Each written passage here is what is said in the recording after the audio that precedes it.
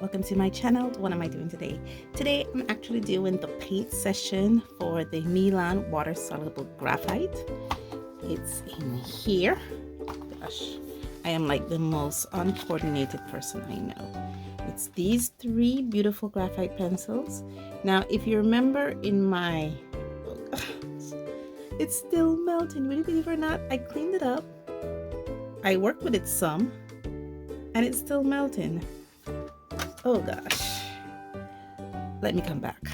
Okay, I think I got most of it off, but there was a casualty. Yeah, the N for the, I think this was, I don't even remember what this was. HB, yeah, the N for the HB pencil came off. So that was a casualty of that, but I think I cleaned it up good enough. And I did work with it some. Let me get back to what I was doing. It kind of threw me off just now when it was melting.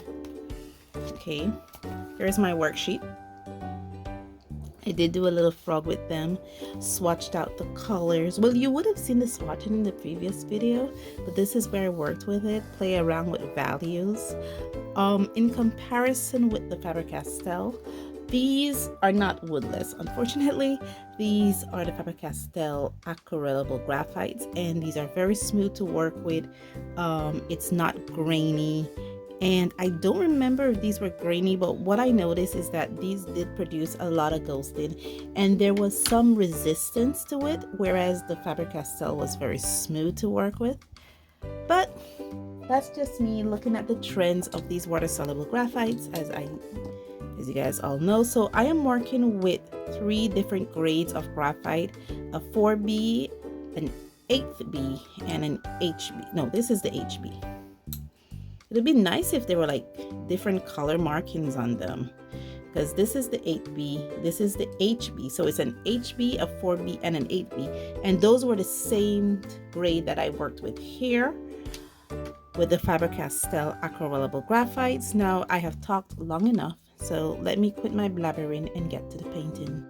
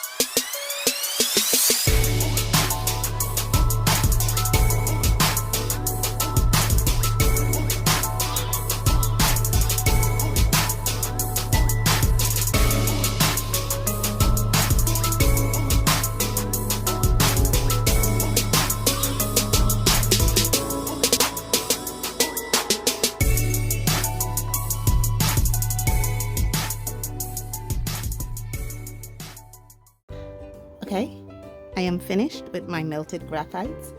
I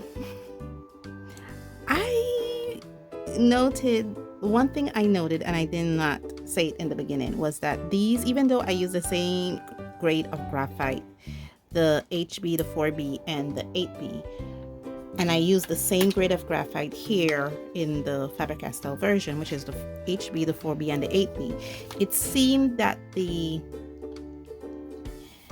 Milan is just a bit darker than the Faber-Castell. And if you can also see it here in this, if I bring you out a bit, thank you, you can see it here in the Faber-Castell on top, Milan to the bottom. It's just a bit darker, and I don't know, as you can see, it's still melting. My hands are still dirty from these the plastic here, so it might have a situation where I'll have to wrap these separately or find some way to wrap them so that, you know, because I stained my paper. I accidentally touched it right there. Let me bring you in closer. Yeah, right there. And I stained my paper with the melted plastic. The thing that I should have noted, because when I finished my video with these Milan Woodless water-soluble pencils, I went back and I did a bit of research, and I found out that the brush that is provided with the Milan is actually 70% goat hair and 30% synthetic. This number 6 brush here. And also that these actually come in a 24 color set. So the max color count for the colored graphite is actually 24. And I have the 12 version here, which is kind of awesome. And I really enjoy the Milan graphite. However, guys, it's messy to work with. So I really have to be mindful of that the plastics melt.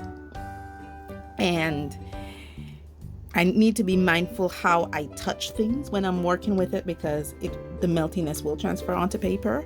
And having all that said, let me know in the comments below what you think of this. Thank you guys so much for joining me on this journey. And as always, stay safe, stay blessed, and I'll see you in the next one. Bye.